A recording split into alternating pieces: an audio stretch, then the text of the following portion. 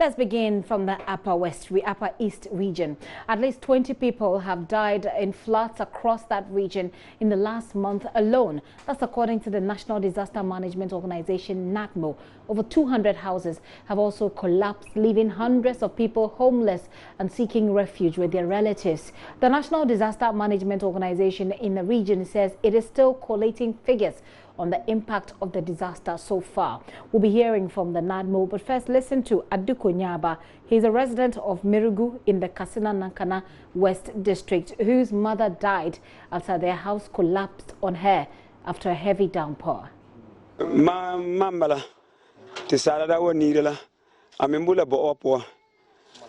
mama yunde amiyele. My mother was sleeping in my room with my children when the rain was falling. At some point during the night, she realized the walls were shaking, so she woke the children up and asked that they went out. So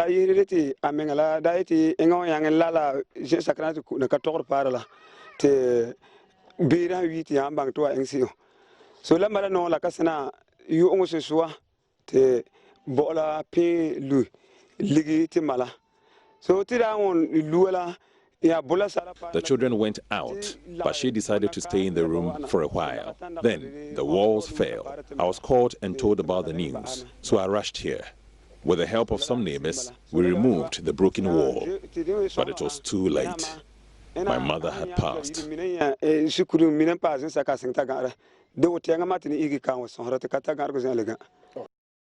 That's just one of about 27 people which the NADMO say have died. David Imba is Deputy Upper East Regional Director of NADMO. Gathering information from our EOC, that is the Emergency Response Center, we have decided as the operation team to get to the field to see it all for ourselves. And in fact, it's so pathetic, I would say, because we have moved from one community to another, and we are currently at Sirigu, where a woman lost her life as a result of the collapsed building. Looking at the situation, we want to call on all bodies concerned, because the relief that we have may not be enough to reach or cover all these areas, especially victims that are affected. Though we would move ahead as a first step to see how we can support, but we still need the support of government and the support of other NGOs, especially World Vision, Red Cross, and Action Aid, if they can come into support, and also benevolent organizations that think they can support us to give relief to victims of this disaster. I'll call it the October disaster.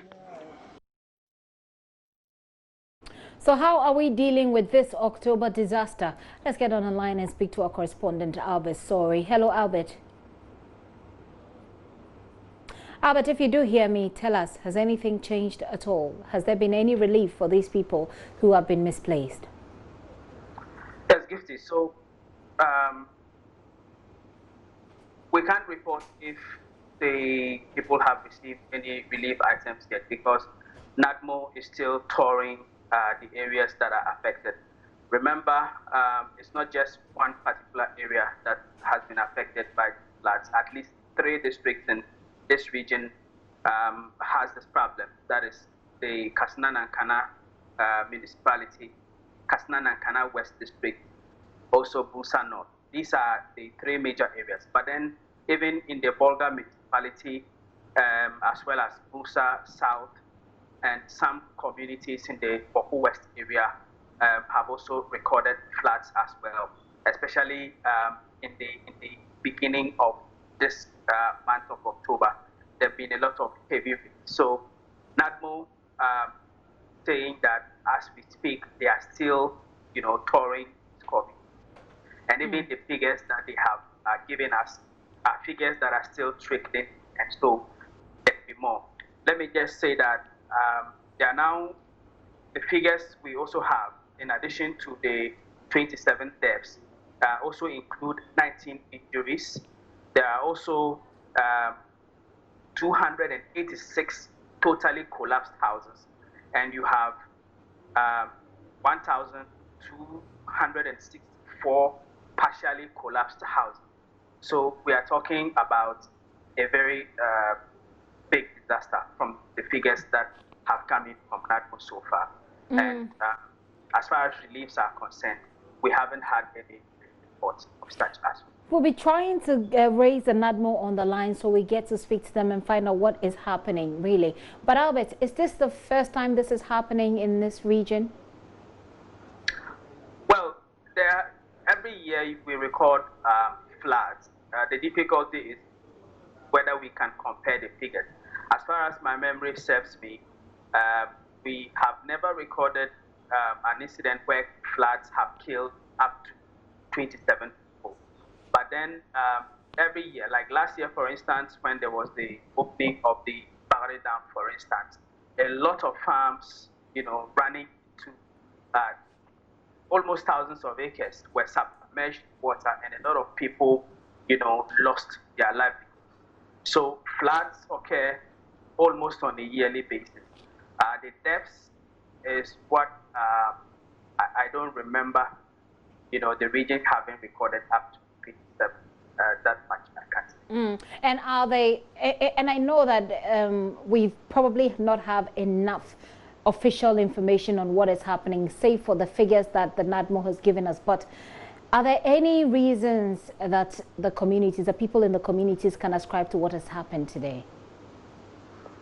Well, let me just say that this is not something that has just happened today. The figures they've given us are figures they've collated since the flood started. Most of them happened when this month of October began. Right. There were others that were recorded for. So these are figures, ongoing figures. This was the word that the NADMO director said, that the collation is still ongoing. So, but then you realize from the pictures that the people who live in this area, those whose houses have actually been affected, are people who live in mud constructed homes. And so these houses are not so strong. Because of that, when you have severe floods, as we've seen in this particular case, a lot of them get affected. And you would see in some of the areas, the floods were so serious that even bridges and culverts were virtually washed away. Now, these people are stranded. A lot of them, from the pictures we are seeing, were just going through the debris of the destructions caused to their homes to see what it can salvage. And so it's really traumatizing when you see what's happening and listen to the lamentations that are coming from it. And these are also people who don't have much. So it's not something, it's not going to be easy for them to reconstruct their home. Essentially like putting salt in injuries. But then finally, before you go, Albert, have they been talking about it, apart from narrating what happened? For example, the gentleman you spoke to, which we heard, have they said anything about the sort of response they're expecting, for example, from government or from NADMO? What do they say, apart from narrating their incident? Yes, so you see the gentleman we just spoke to at Mirigo. He said that what he's now doing is, in the night, he goes to sleep with neighbors, and then during the day, he comes back to his home, which has collapsed. And he sits there, just sits around there with his family to chat. Then in the evening, they go back to sleep with their neighbors. And so they are just calling on NADMO and other people who can support them, because as it is now, just like I was saying, it's not going to be for them to rebuild. Right. It will not be. It will not be easy, but that's why government is there, and that's why there's NADMO to bring some sort of support in this instance. Albert, thank you very much for that update. Let's get on the line again and speak to the communications director for NADMO, George AEC, who joins me on the line. Ms. AEC, thank you for your time this afternoon. I'm sure that you can hear me, and I believe that you've heard what has happened in the Upper East regions. I mean, about 27 people, according to the figures that your people on the ground have collated, 27 so far. Over 200, actually 286 completely destroyed homes, 1,264 partially destroyed homes. What has been NADMO's response, sir? Oh, yeah, thank you. Yeah, we've been briefed on these issues, and the situation report is got into the headquarters, and my boss is, so far men there are helping them to get a temporary shelter in food and charities, and then we take off to support them in other ways as well. So from what I'm hearing you say, nothing has really been done. Am I correct? Yeah, as of now, yeah, we got the threat today, and so that is what is going to make us to follow up to send relief and other supports to them at the place. Well, if our correspondent just spoke to us, and again, based on the information NADMO on the ground has given him, this did not start today, or this does not just happen today. This is something that's been happening the past 1 month or so. Is the NADMO is the NADMO not too late in responding? 1 month? I don't think so. We're getting about 3 days or something report now. Well, even granted, Mr. EC, that this happened in 3 days. It's 1 month. 1 month, because that is the reports we're getting on the ground, that it's not like the 27 people died in a day or 3 days, but that they have died over the period, and we're looking at a month. But we can deal with that later. Right now, the people who are on the ground really don't have places to sleep. They would not be so much concerned with the period under review. They will be concerned about what support NADMO is bringing through for them. But even if you say you got the information in 3 days, you could say that the NADMO is extremely late. 3 days of displaced people. No, initially, you see, when such things happen, sometimes the area, district, or region think they can contain the situation. And so when they cannot, then they resort to headquarters. So initially, the region will do the assessment and believe they can. They said they have integrated the people with their families in the community, and then moved on to get schools and churches and others. But now they've gotten the situation to the headquarters to see with support from the headquarters. That is what we have gotten now, and my boss is working around the clock to see how we can go and give them immediate support. Okay, this is business that's very familiar to you. So looking at it, can you give us timelines within which the response will get to them, and how quick? Well, it depends on the situation. One, what the needs are. Their needs assessment. Then, if we need to send ration to them, then we'll resort to our warehouses and then move vehicles from here to the place. If ours is not enough, then we resort to government to come in with contingent support, and he's going to work on that immediately. Okay. So I believe any time within the shortest time, he will get in touch with the Interior Minister and Finance Minister to see how we can go and support them immediately.